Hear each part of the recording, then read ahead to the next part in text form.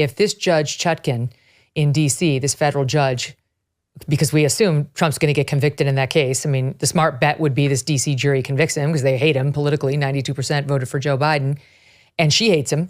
That if she puts him in jail pending appeal before the election, the country's going to burn. Oh my God, she's calling for violence. I'm not calling for violence, but there is no way the Trump base is not going to be beside itself with anger at that level of deprivation of being able to simply vote for the candidate of choice.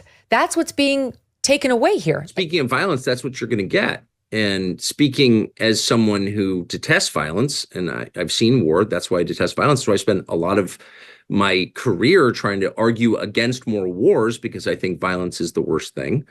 But I'm just being honest here. If you leave people no alternative, then what do you think is going to happen? I mean, the whole point of electoral democracy is that it's a pressure relief valve. If you leave people no alternative, then what do you think is going to happen? If Trump is found guilty and is put in jail, this country's going to burn? These two violence-inciting monsters. What do you think is going to happen if they have no alternative? They do have alternatives. They've got 4 other Republicans running, and they've got Democrats running and independents running. You could also not burn the country. You could also not do what you criticize other organizations and other groups of people for doing when they don't like the results of things. You could just deal with the fact that you've supported a monster who has done everything to subvert this country, to subvert our democracy, and then when the law comes around to get him, when the law says, actually, we're not cool in the end with him running roughshod with our democracy, eroding it, trying to literally overthrow the peaceful transfer of power, the certification of an election he lost, you just vote for someone else. How about that possibility?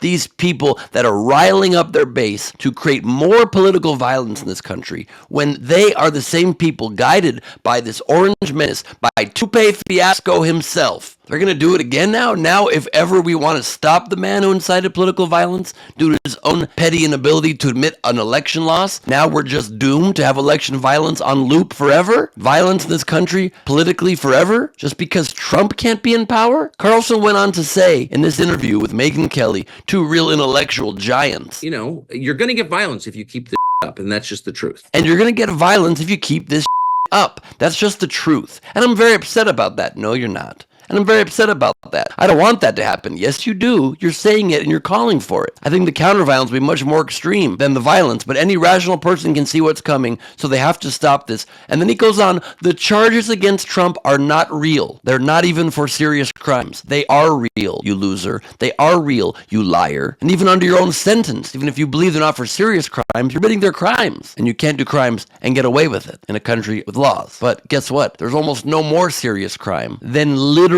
committing treason, then literally subverting the rights of the American voters to have their will heard, to have their vote counted. Those are the charges he is facing. Subverting the election and taking away Americans' rights to vote. Conspiracy against the United States of America and all of its citizens. They aren't even serious crimes. You're not a serious person, Tucker Carlson. That's why you now do a show that's entirely on a platform that used to be a platform and now is just kind of a hate speech show. I'm Ben Gleib for Rebel HQ. Follow me at Ben Gleib on Instagram. Lots more.